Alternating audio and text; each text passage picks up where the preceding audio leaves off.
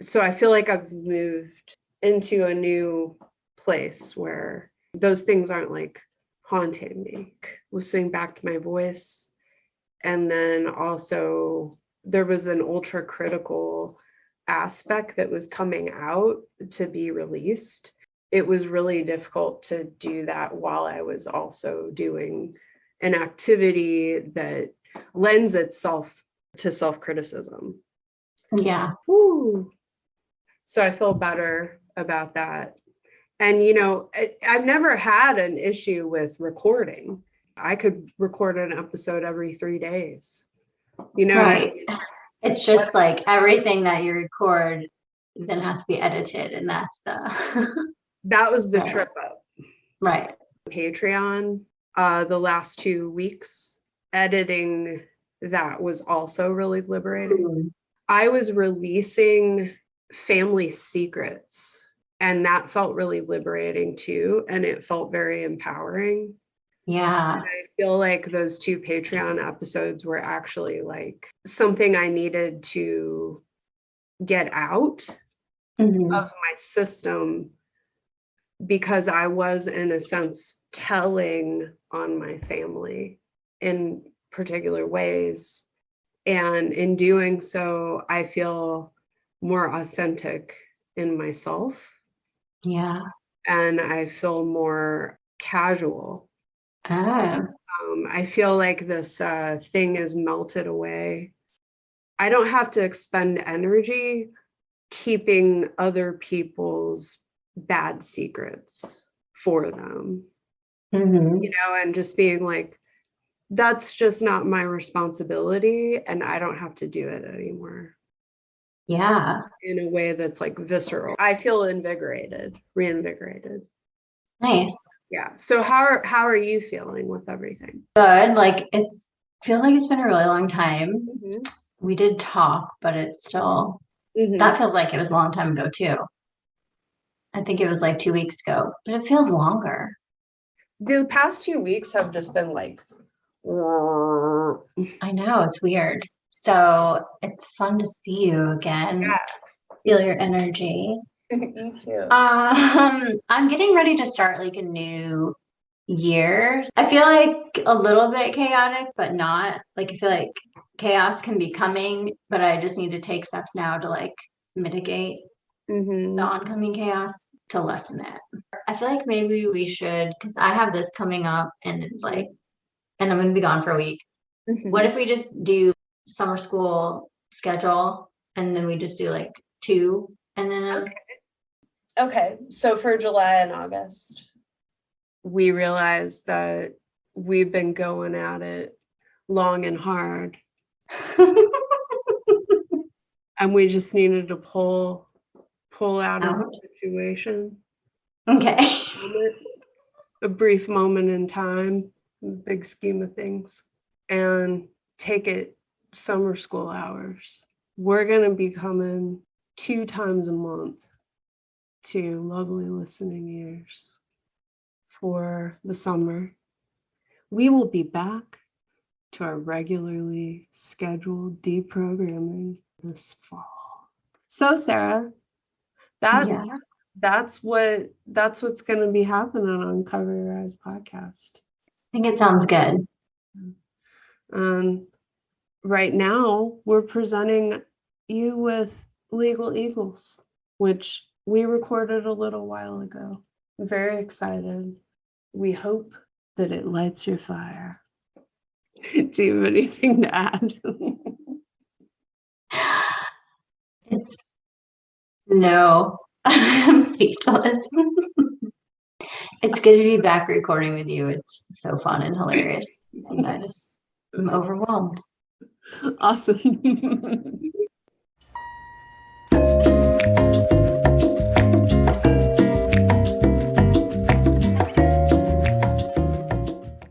Greetings, we're Technically a Conversation, a podcast for curious people by curious people. Every week, we take turns presenting a new topic, and the other host has no idea what the topic will be.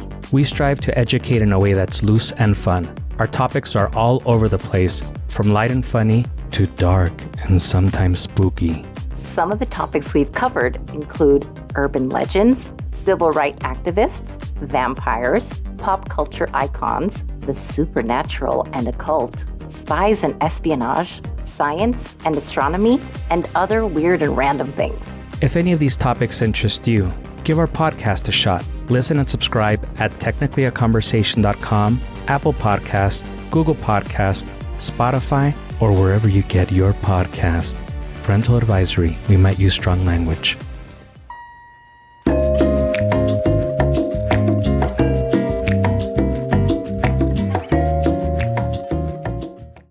Hello, and welcome to Cover Your Eyes podcast. Today we're talking about the movie Leagle Eagles from 1986, starring Robert Redford and Deborah Winger, and Daryl Hannah. Hi, Holly. Hi, Sarah. Holly, you suggested this movie I did. based on the fact that we're doing Hollywood hunks, and your mom was gaga over Robert Redford. Robert Redford. Especially in this movie. So yes, I don't know if I've actually ever seen this movie. I'm just gonna be honest until this. Okay. I've heard of it, but I enjoyed it. It was good. Well, I feel like most movies should be 90 minutes long. And if they're longer than that, they need another round of editing. Maybe it's because I have a small bladder. It felt like a lot of different movies at once. Maybe that's an Ivan Reitman thing because he directed this and he did Stripes also, right? I know he did Twins. The classic Arnold Schwarzenegger, Danny DeVito, madcap comedy. Oh my goodness. Twins. And Junior, where I think the men get pregnant, where Arnold Schwarzenegger like gets pregnant or something. Yes, and of course Ghostbusters. Right. But I thought it was, I think it was also Stripes, and that seemed like two different movies, and that's what made me think of. Yeah, you're right. To be honest with you, it seemed like a lot of different movies to me as well, because I originally started watching it on some like free movie site. And I was also doing like a seminar or something, so I had it muted with captions on, and then I realized the captions weren't keeping up properly. And then I turned on the volume finally, and I realized it was in German. And I was like, all right, I can't do this anymore. So I eventually was like, I'll just pay for it. So then I watched the second half like properly. Nice. So this seems like a departure from his other movies. Yeah, it's not a Zany.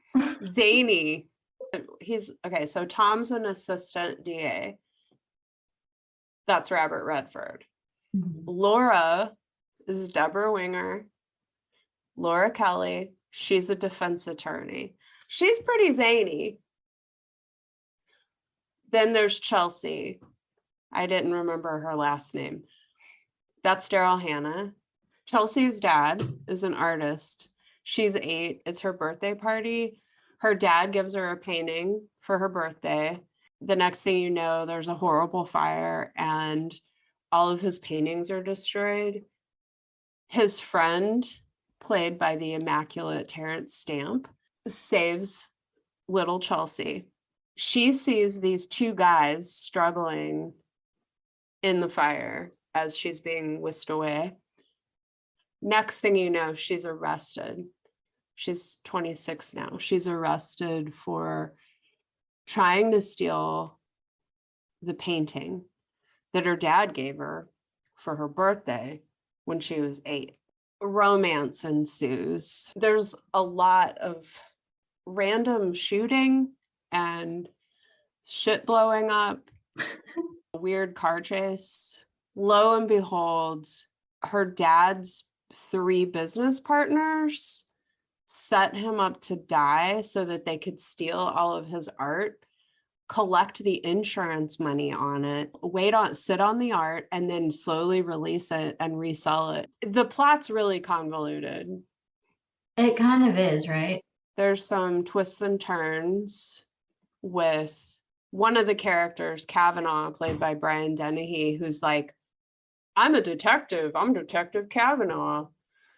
You guys better look into this old case because I think Chelsea's dad was murdered. And he basically gives the whole plot away.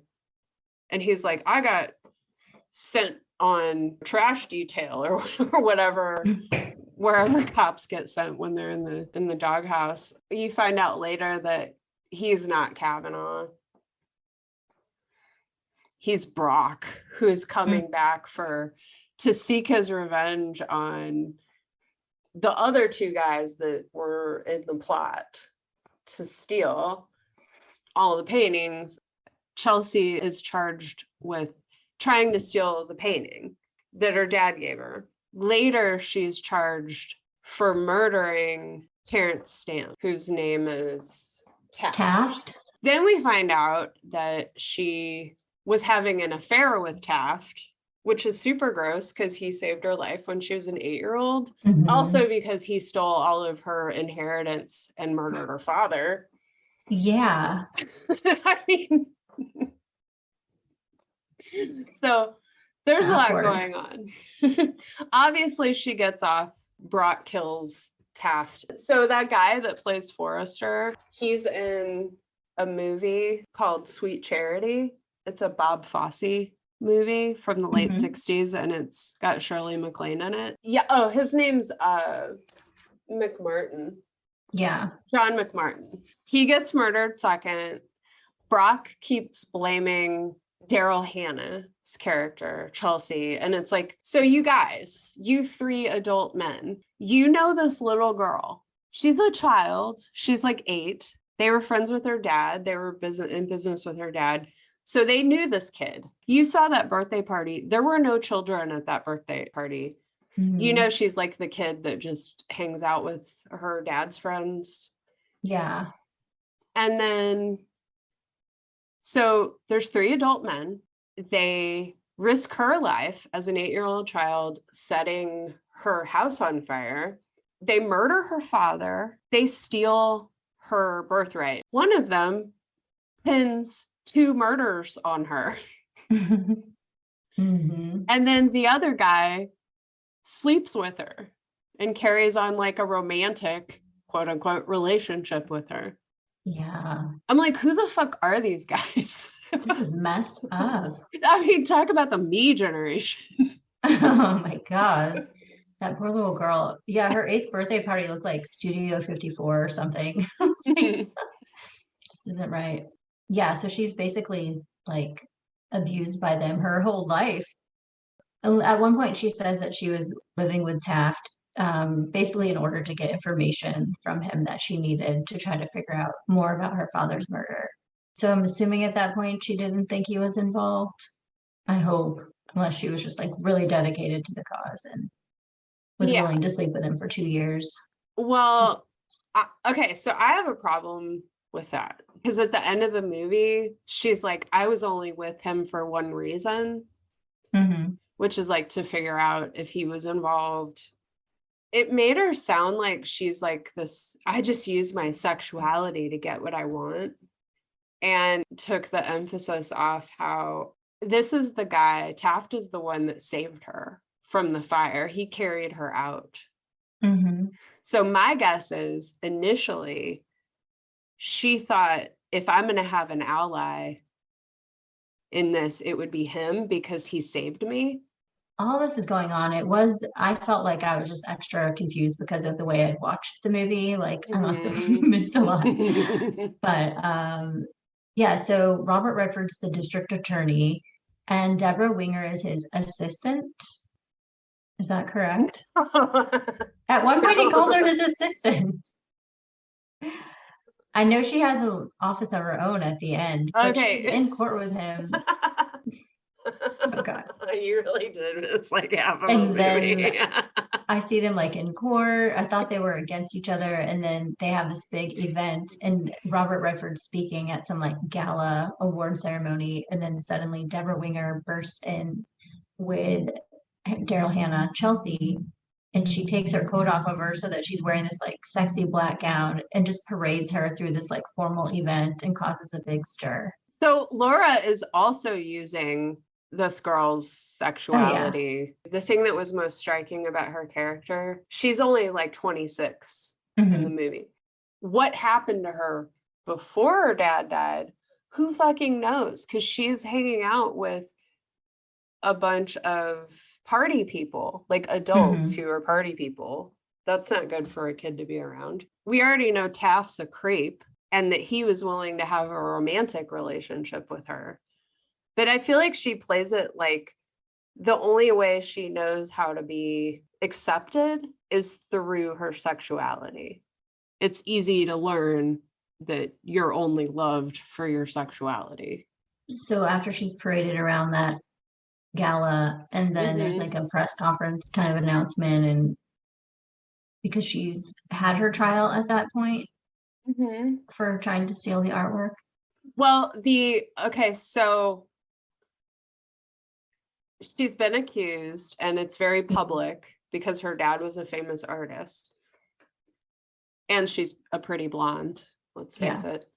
So Forrester drops the charges against her, and he is like, oh yeah, I traded that painting to the Taft Gallery, right?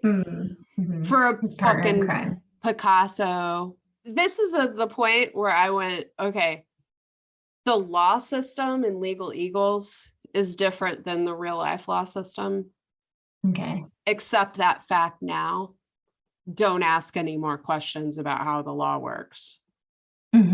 Because if you try to steal a painting, isn't that then evidence that is taken into the custody of the police until a trial? Why would he still have the painting to trade? If it didn't get touched, it's not like if there are no fingerprints or whatever. I don't know. I'm not a lawyer. Anyway.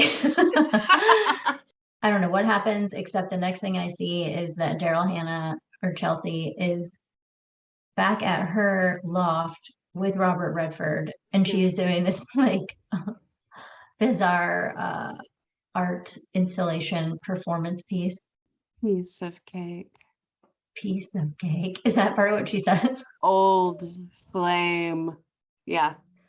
It's like this. And she's like setting things on fire. Like she sets her birthday cake on fire. She sets a house on fire. Then finally she like torches this picture of herself that's in the background. And it's really just like her expressing the traumatic experience that she had of her dad being killed in the fire on her birthday. Tom is like, I'm not gonna have sex with you. She's like very clearly trying to seduce him. And normally in a movie I'm like, yeah, right. But I mean, it is Robert Redford. Yes. Like, I understand, okay? Even though he's like 50 in this movie. So he's really like twice her age. But I feel like he was playing younger. Like, I feel like Tom was supposed to be like maybe 40, 45. Yeah. I don't feel like he was playing 50. I guess maybe because his daughter was a teenager. And I think he could pull it off because, I mean, Robert Redford's 50 years old in the 80s is pretty damn good. That's very good for an 80s, 50s. And his hair, he has so much hair. I just kept staring at it like, is that his real hair? I think so. So much. And it's such a unique color. It's like golden strawberry blonde. It's like not typical blonde. It's believable that she would try to seduce him. He's like nice and attractive, and they're trying to help her. And he's a good daddy. And he's a good dad. He's literally a good daddy. So that weird seduction scene she doesn't work. I read in the credits that she actually wrote a song for that piece and performed it or something. Oh, like that was her own interpretation. Yeah. Wow, that's pretty cool. I thought she did a good job. I thought it was totally in her character to do that. And then I also felt like it was a good way of showing how this event has like constantly haunted and traumatized her, and that she's never gotten over it. A child's trauma acknowledged in a movie. That's why it was so important for her to get this specific painting back, because it was her dad had signed it on the back to her for her birthday. Yeah, And so it was all she had left of him. I mean, it's Mhm. bad enough you murdered her dad, but now you're stealing her painting that she got for her 8th birthday, Yes, that's terrible. and they know her. I know. It's not like she's some girl they've never seen and they're like, well, yeah, he has a kid, whatever. You're at her birthday party, dude. She's 8. Heartless. Money, man. They just can't get Yeah. enough. It's like you've already got Picasso's, Rothko's, yada yada, Liechtenstein's, and that's not enough for you. You have to also steal this little girl's painting from her dad. Don't forget the ubiquitous soup can. Oh yeah, and there's a Warhol just like laying against the wall. He leaves her loft. Of course, she has an 80s artist, 80s Oh, artist yeah. loft. 80s artist loft. Mhm. I mean, talk about ubiquitous. It's like 80s 50,000 movie. square feet. Yeah. It's huge. And I remember when I was a kid, anytime I would see an artist loft, I would be like, that looks awful. Like, I do not want to live there. Have some work-life balance. That's funny. I liked them. I'm nervous because I'm like, oh God, is he going to start a relationship with her? Tom leaves Chelsea's house and he gets shot at. Who are these morons? Why would you just shoot at an 88? Like, I don't know. How do I get an investigation going by the police? I don't know. Maybe I'll shoot a assistant district attorney, Laura, Chelsea's attorney. I guess it was like one of the first times I watched a movie where I was like, this lady does not care what other people think, and I'm super into this. Like, I want to not care what people think. Like, this is a goal now. Mhm. And she gets Robert Redford at the end of the movie. So at one point, like after Chelsea, she's been cleared for the theft, and then there's still things going on. And then at that point is like when Brian Dennehy shows up and tells Deborah Winger about like, oh, I used to be on this case and then I got too close and they kicked me off.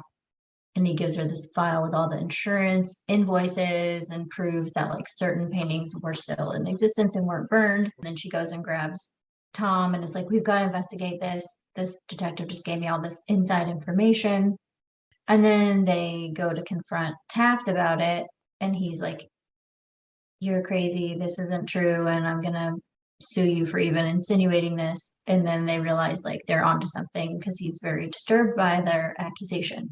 So they follow him. He's at like Sotheby's auctions or something when they confront him, which is an awkward place to confront someone at an auction. But it's like everyone's being quiet and everyone can hear what you're saying. There's a lot of awkward confrontations. Their timing is off. But so they follow him to this warehouse and then he leaves the door open. Did he lure them there? Oh, totally. He totally I'm lured slow them to there. catch on sometimes. So they like follow him to this warehouse. And then he goes inside frantically and leaves the door to the warehouse like wide open. And then so Laura's like, if the door's open, that means we can go in. It's not breaking and entering. So they go in. And then once they've snuck in, you see Taft leaving and he's like feverishly pushing some buttons and then running out. And they think they've like gotten one over on him because they get to stay inside the warehouse and snoop. But then they hear this ticking and then they realize he set a bomb to blow up the warehouse. And I thought it was just to destroy the evidence, but also it sounds like he lured those two there to like destroy them as well. Totally. And I'm just realizing that as we're talking.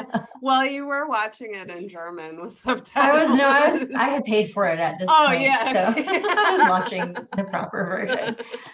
And then, so they're like, oh my God, we got out of here. They're locked in this warehouse. And then the dynamite is counting down to 5 seconds. And they're still there. But then suddenly you see them burst out the door on a forklift.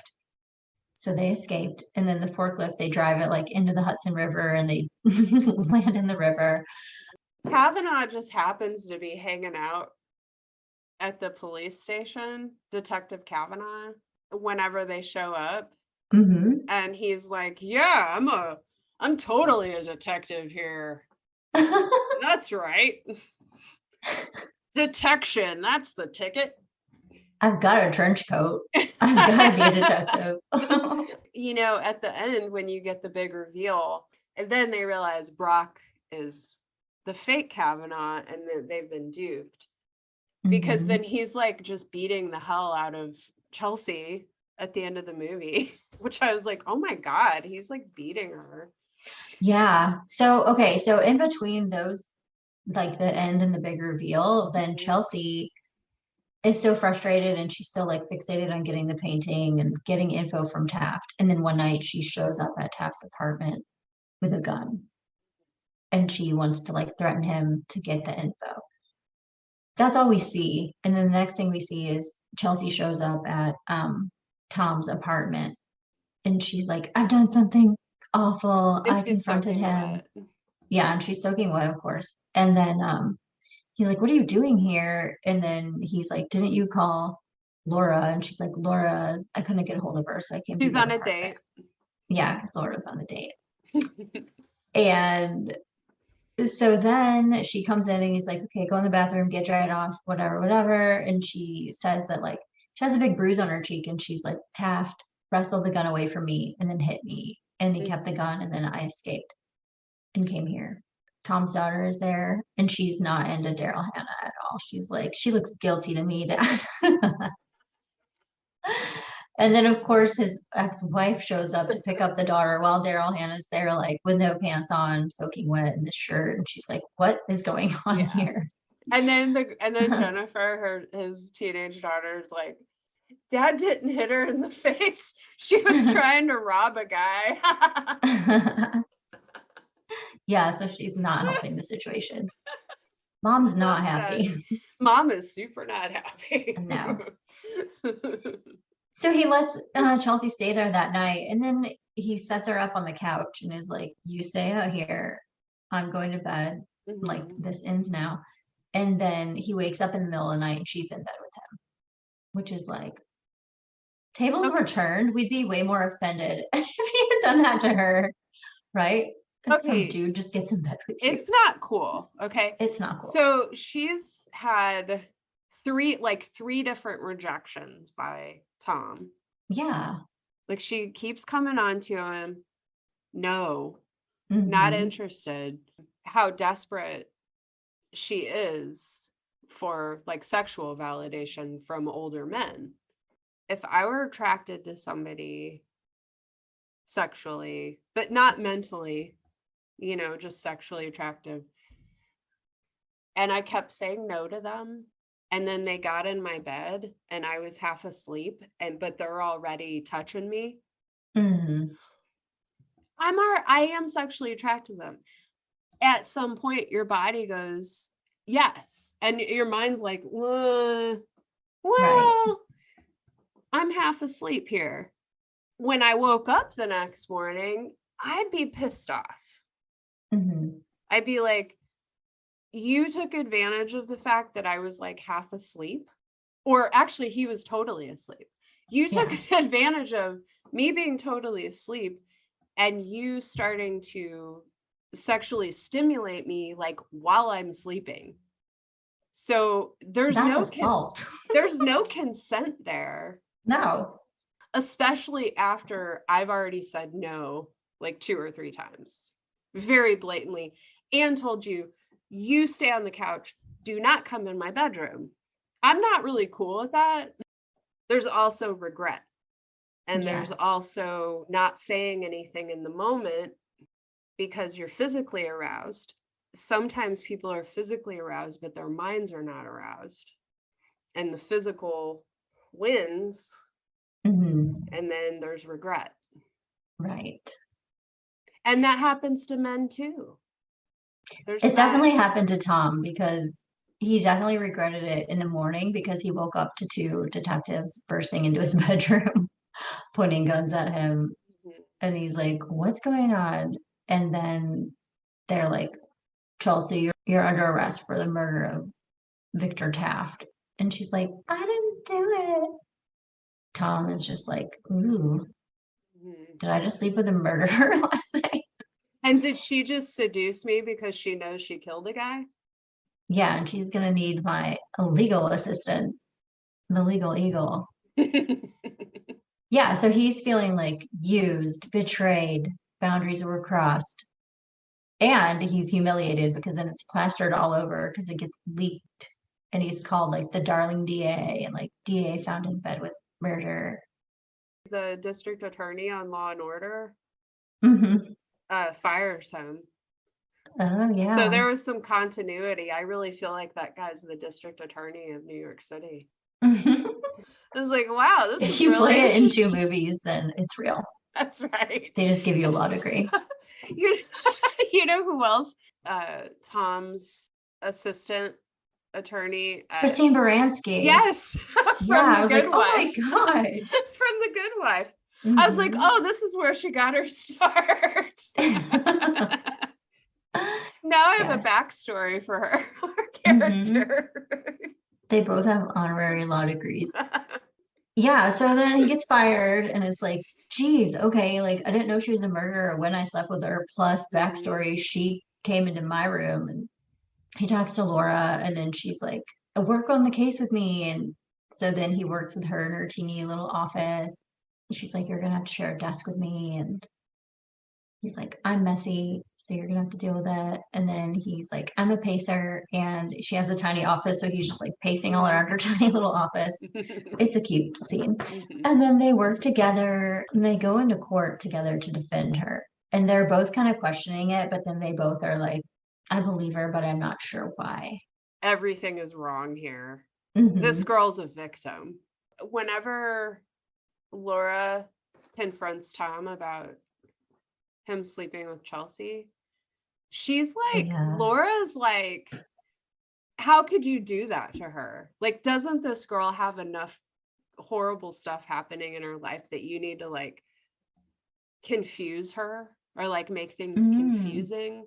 This is so interesting because she obviously likes Tom. She's not going to blame Chelsea for sleeping with Tom. She's blaming Tom. Like, you should know better. Like, kind of like you're the adult in this situation. Mhm. You should know better. And he agrees. And I don't think that's just because he got caught. I think he would have felt terrible about it. So too, I mean, that's why he was like Yeah. actively avoiding it. It was clear that Laura was somewhat jealous of Chelsea. You know, obviously she's like, oh, well, she's a tall blonde and she's got big eyes and a good body, and everything that she said, he would like agree, but say like a great body. And then Laura would get defensive, like, no, I didn't say that, just a good body. Like, she was like, don't get too carried away. Yeah. So you could see that she was like, she was jealous about it because she did like Tom, but she and Tom had not made anything formal. So they weren't dating, you know, At so she all. couldn't be mad at him or really get jealous, get angry. And they handled it well. So she like put her pride aside to still represent her and do a good job for Chelsea. Yeah. Well, she truly cares about Chelsea. Mhm. And she sees her for who she is, which is like kind of a little girl lost. She's very Really? much like a little girl still. Yeah. I mean, that's why she's constantly trying to get people to show her affection. She always has a very like dazed, lost look on her face, and she's always just being led around. And I was thinking, like, so she was in Splash in 1984, like 2 years before this. And I was like, she said more words in Splash, where she was a mermaid that like didn't know how to speak, than she spoke in this entire movie. Yeah, you're right. She said maybe like Wow. 10 words, I think, except for her Yeah. art recital thing. Yeah. She just walked around like looking confused all the time. Like she Yeah. was still stunned and had not processed the fire Mhm. that took her father. Yes. Her dad was like the only parental figure in her life. And then I imagine that Taft became that for her. And then he took advantage of her on every level possible. It was her gun. Her fingerprints were on the gun. She was seen leaving Taft's apartment. So it'd be easy to convict her. And then they're continuing to investigate further into the other guy, Forrester. they go to his apartment. They like sneak into his fancy apartment building, and that's where they see all the other paintings, just like a Warhol laying on the kitchen counter, a Rothko next to the toilet. There's just art everywhere. Yeah. And they're like, okay, let's find out what's going on here. And then they go look at his bed, and Tom jumps on his bed. He's like, look at his bed. It's so big. You could tag team in here. And he jumps on it. And then a hand like lands on his shoulder. And they're like, oh. And then Forrester's dead in his bed. And they're like, oh God. And then he goes to the bathroom to wash the blood off of his hands. And he's like, let's call the cops. Or she said, let's call the cops. And then he's like, he can tell someone's behind him. And then he turns around and grabs a shower curtain and tackles someone. And then it ends up being Chelsea. And it's like, okay, you're at the scene of another murder and you were hiding in the shower. This seems very suspicious. And the guy's dead in bed. And the guy's dead in bed. So yeah, it looks pretty bad. And then she's like, I didn't know. I just came here because you called me. And he's like, I didn't call you. I didn't leave a message for you. So someone had left a message to set her up to be there. And at this point, we still didn't know who it was. And then they're like, okay, we've got to get on this trail. And then they're in the apartment and they see this really ugly sculpture outside. Chelsea's It's really like, ugly. it's so ugly. And it's so huge. And it's like blocking the view of the river. That was the first thing I thought. I'm like, I would petition to have that removed immediately. It's so bad. It's so 80s. Ugh. It's so bad. And then Chelsea's like, Taft hated Bigelow or whatever artist that was. And then they all get this like brainstorm of like, oh, there's a Bigelow at the museum, Taft's museum. Why would he have it if he hates it? In his office. So And then it's they're like, ding, ding, ding, ding, ding. The girls go to the office to look for that. And they're having like the Weird memorial choice. for Taft at that time. I thought that was a weird choice. And where does Tom go? That's when he finds out Kavanaugh is not real. The real Kavanaugh. Yeah, he was an imposter. Yeah. And then he's like, oh God, the girls must be in trouble. So then he races there.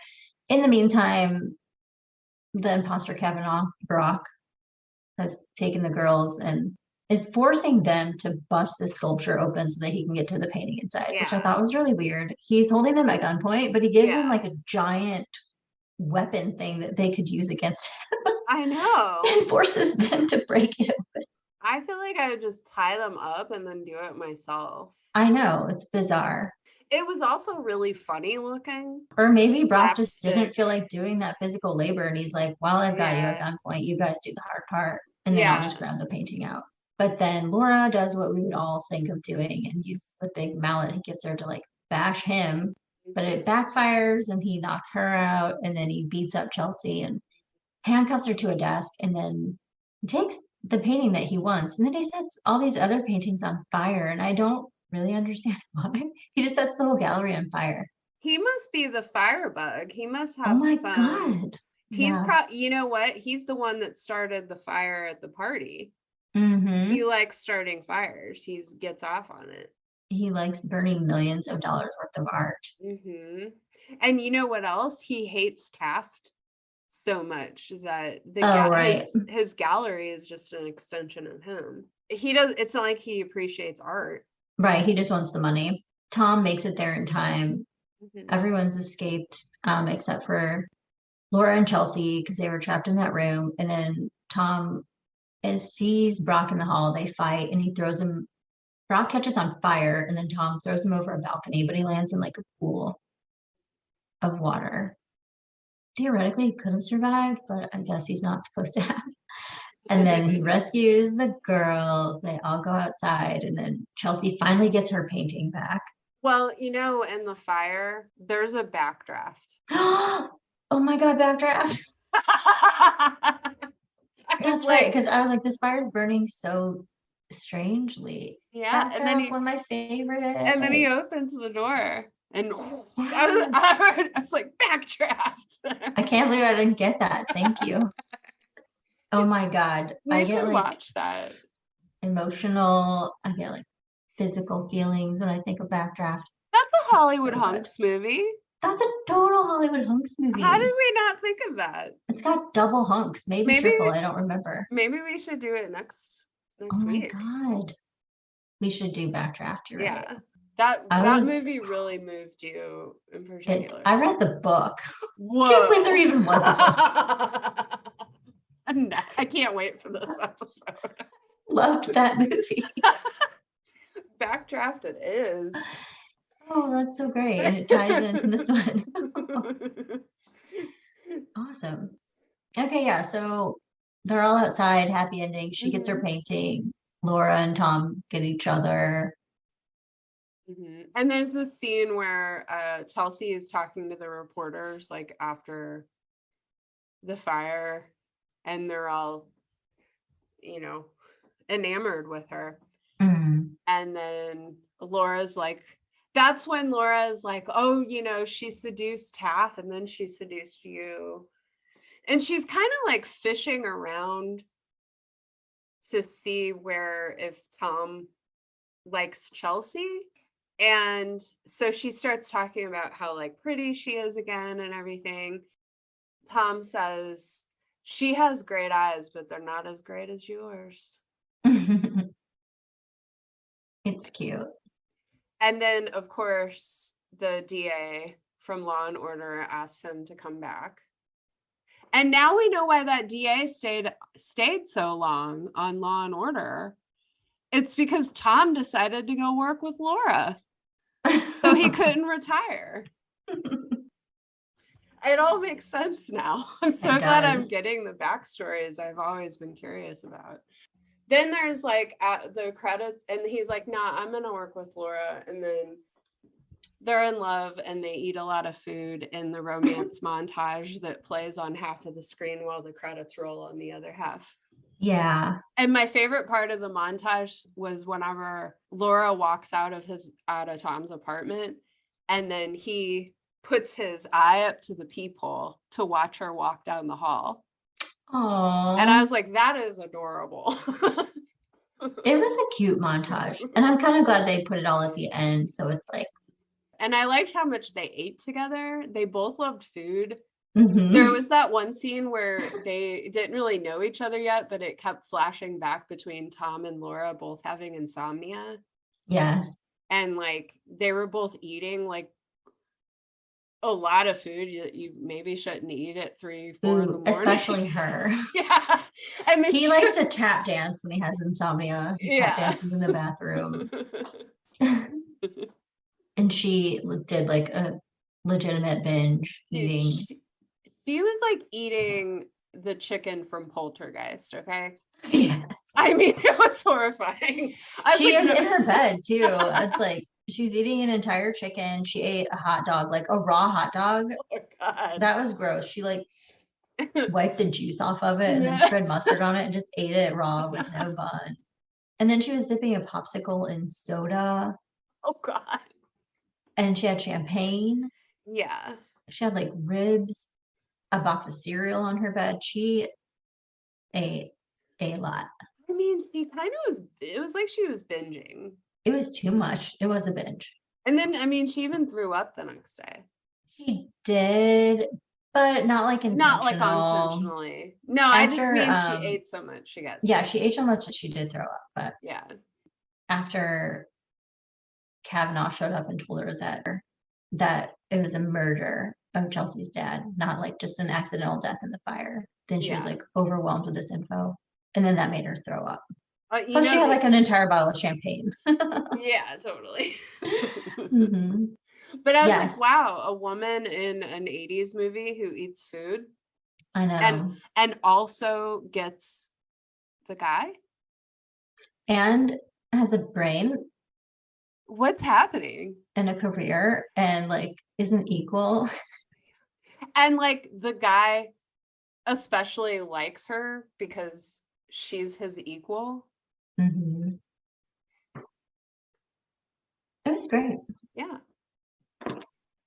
I enjoyed it. It was sweet. Robert Redford is a hunk. He's handsome and just like a very like overdone. You know, he's just like, hey, I'm a man and I happen to be really handsome. Let's not make a big deal about it. You know what it might be is that maybe in real life he's not a narcissist. Yeah. And I feel like he and Paul Newman were both that way.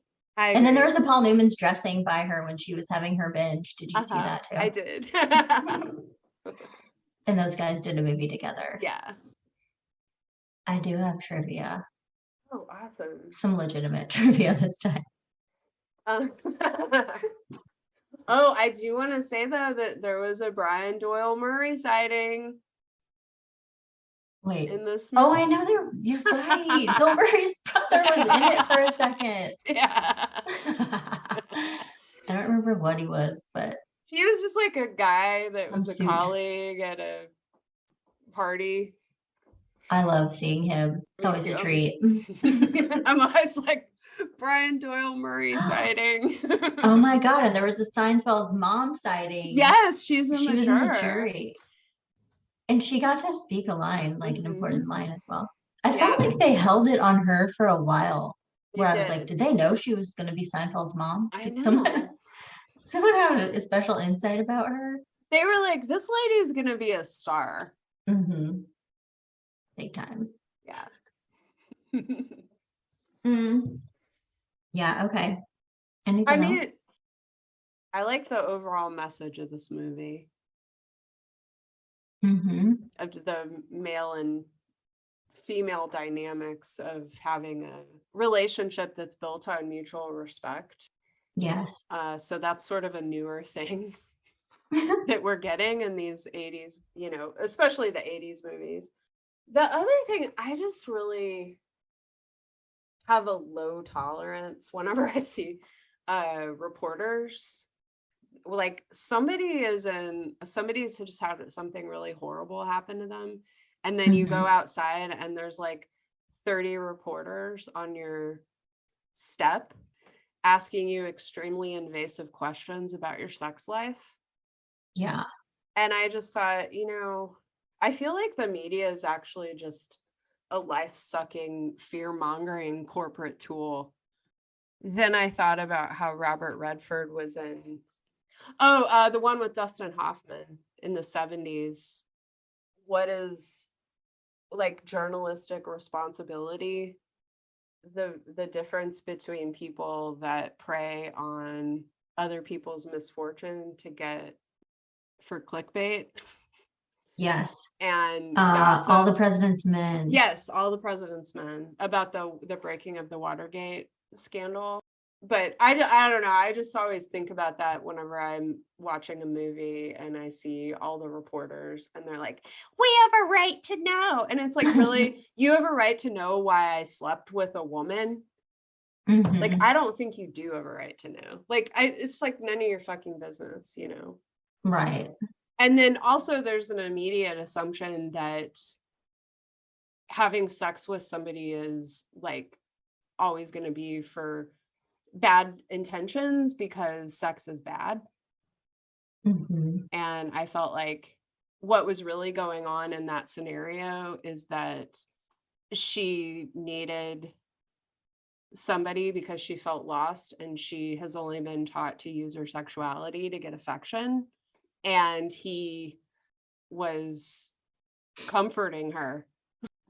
And I would probably do the same thing if I was in his situation and I was asleep. I mean, I think women were treated pretty well in this movie. It was refreshing for 1986. There was nothing really bad. It was pretty positive. It was pretty pro-woman. And it made me think that I want to give you my love touch. I knew you were going to do that at some point. I've been waiting. And I was like, that makes my skin crawl, though. Oh my God. Is there a grosser title for a song? Why is it so gross? I have been a Rod Stewart fan like since childhood because my aunts always listened to him, and I had like the album. I never like thought he was hot or anything, but I just always really liked him and his music. But yeah, that song is not on my list of favorites. It's so gross. The title's gross. It's just gross. I listened to the whole song. Yeah. And at the end, he's like, you're going to get a big love touch. And I was like, oh, what's the big one mean? No. That was a miss for me for Rod, but it made it like number 6 on the Billboard charts. It was popular. Yeah. Oh yeah, your trivia. I feel like there was one other. Oh, the question. I actually did think of a question this time. Mm. It's a very simple question. Awesome. Inspired by Robert Redford, shirtless. Chest hair or no chest hair? What do you guys think? What do you ladies think? That's a good Are you Twitter pro poll. or against? Yeah, that's going to be a Twitter poll. Hmm. He had so much of it. In the 80s, especially, that was like, the ladies loved it. Him, Burt Reynolds, Tom Selleck. It was like hair everywhere bursting out. Robert Redford, shockingly hairy for a guy with blonde hair. Yeah, he's very hairy. And like, did you ever see Jeremiah Johnson? No, hairy Jeremiah Johnson. He's got a beard that's just like. Oh, beard. that's the one that they make the GIF about where he's like a mountain man. Yeah, Oh yeah. yeah, I And see it's that. like, Mhm. it's like I just am not used to seeing blonde guys that have like a lot of hair. He's not like a typical blonde. It's almost like a strawberry blonde. Yeah, he's almost a redhead. Yes, there have been women, especially older women, who have called my husband like a young Robert Redford, and he gets very tickled. Oh, you look like a young Robert Redford. Like, thank you, miss. It's usually women in like their 70s or 80s, so I don't get too intimidated. It's very sweet. Yeah. You're like, he's my man. Back off, Betty. Oh, yeah, that would be so weird. Hazel. You Yes, like okay. follow her into the restroom at the restaurant. Yeah. I steal her cane while she's using the bathroom. That's my man. Okay, this isn't trivia. These are just random things I wrote down throughout. For a minute, I thought Deborah Winger sounded like Peppermint Patty. She's got that raspy voice, which I like. But also for any Zoolander fans, they call his look blue steel. She says, you get that blue steel look. And I was like, oh my God, that's Zoolander. Nice catch. Yeah. Oh, and then the one guy that was trying to shoot him totally looked like Bobcat Goldthwait. Did you notice that? No. Wasn't, but that's about it. Okay, trivia. Courtesy of IMDb. It really all started with, I was wondering about Daryl Hannah because I noticed that she rarely spoke in any movies that I saw her in. And I was like, maybe she has like an accent or English is her second language. I was like, where is she from? And it said she's from Chicago. So I'm like, okay, never mind. And then I found out, did you know this? She married Neil Young. Yes. I did not know that. One of my favorite werewolves, Neil Young. In 2018. Wow. Yeah, that's pretty neat. I was blown away. Okay, you Yeah. already knew. Yeah, but he married somebody age appropriate, which I respect. Yeah, he was like 70 and she was like 57. So I think when you get that old, that's the same age practically. Holly, ageist. No, I don't mean it like that. I mean, I feel like once you get past a certain age, if you're just old and it all blends together. Well, no, not like that. I just mean I think that you're I think that like, okay, if you're 50, like you know who you are. Yeah. So if you're if you're married to a 70-year-old, that's very different than if you're 30 married to a 50-year-old. That's all I'm saying. I know. You're just razzing me. I'm razzing you. Okay, this isn't really like trivia, but so this was Ivan Reitman's first film after Ghostbusters, which I thought was interesting because it's so different. Also, the script was originally starting out as like a documentary about the Rothko estate. Really? The artist, yeah. So that kind of makes me want to look into it and be like, what was going on there? Did something like this happen? Maybe we should do an uncovered if it's it's kind of interesting. There was a Rothko in that pile of paintings in that guy's bathroom or whatever. Okay, Ray Don Chong was originally going to play Daryl Hannah's role, or they were considering her. Who is that? Okay, she was in, unfortunately, the first movie I can think of her in is the movie Soul Man. She was the love interest. I don't. Yeah. Wait, But I didn't who look up was other in movies that? that she's in. Wait, was that movie where the guy Yes, that's that movie. Don't goes, even talk about it. oh my God, okay, see, I remember seeing that as a kid and thinking, this is real fucked up. Oh, yeah. Yeah, that's from 1986 as well. So maybe she did that movie instead of this Oh, one. Ray, you're like Oh my the drag. God. She was in The Color Purple. Really? Yes, I forgot. Oh God, that movie. Tales from the Dark Side, Cheech and Chong. She was in a bunch of stuff. Oh my God, Soul Man, this is not okay. Yeah, don't look at it. Anyways, Just don't even look at it. this is Oh, one that will make you angry. she was gonna be Daryl Hannah's character? That's what it said. I can see her being more like artsy, you know? Yeah, but it just amazes me because she's not lily white skinned, Mm-hmm. and it was still 1986. Oh yeah. Mm-hmm.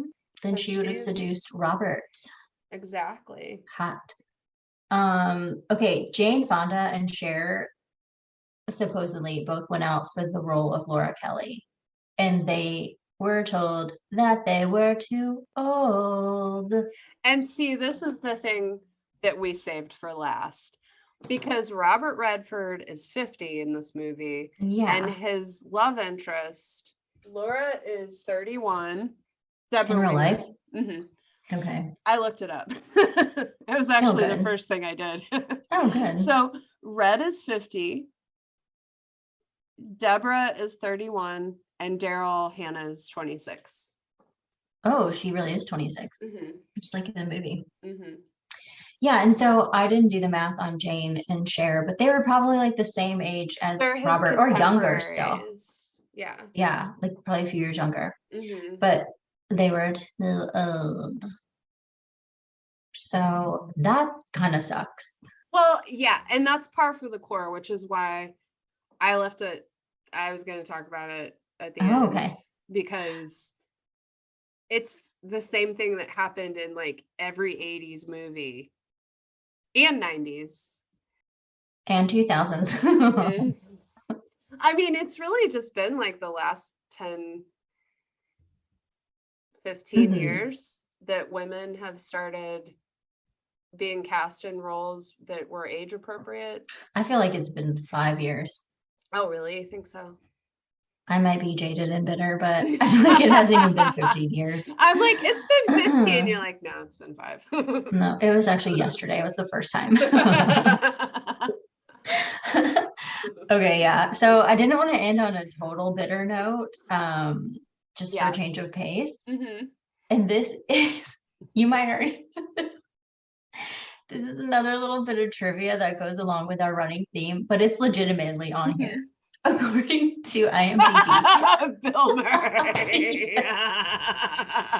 According to IMDb, it was originally going to be 2 men instead of a man and a woman, and it was going to be Dustin Hoffman and Bill Murray. Ew. Bill Murray was considered for every movie of the 80s. What is happening? I don't know. Oh, God. It cracks me up. Okay, that's it. Wait, it was gonna be Yeah, so 2 like, men getting together? well, they would have just changed that element of it, I'm sure. They didn't have to have a romance in there. One of them would have that's slept with true. Daryl Hannah, Right. and then yada yada, they would have worked together. Mhm. And That's my then guess. Bill Murray would have slept with Daryl Hannah. And then Dustin Hoffman would have walked around with his hand up to his head and Mhm. been like, why'd you have to sleep with her? That's what could have been. So I was so happy to see that I got to throw that in there. And it was real. I was actually gonna I wondered. I was like, is she gonna say that Bill Murray was gonna play Robert Redford? It's true. But it's really true this time. It's really true. It's so fucked up. Mhm. Okay. You know, people talk about 6 degrees of Kevin Bacon, Yeah. but really it's just every movie starts with Bill Murray. Mm-hmm. Yeah, because you can include his brother who's in like, if Bill's not in it, his brother's in it somewhere. Yeah. Pretty much. Nice. Okay. Well, that was fun. We're gonna wrap it up. Yeah. Okay. Thank you for listening. We hope you enjoyed it. Again, the question is chest hair or no. I'm gonna make a Twitter poll, but also if you have any personal experiences with chest hair, good, Or bad, waxing. yours, someone else's. Yeah, waxing. Or like a waxed back gone wrong. Mm-hmm. Let us know at coverhouspodcast@gmail.com or reply to our Twitter poll with your details about your chest hair experience. If you really like the show and you'd like to help support us, you can become a patron. There's many different levels. There's lots of great content Holly's always working on. And we also have our uncovered episodes, which are just like little sprinkles of randomness throughout. You can listen to those. I want to give you my love touch. Yes. If you become a patron, we will give you our love touch. Nice. Thanks. See you next Tuesday. Love you. Bye. Bye. Thank you for listening to Cover Your Eyes podcast.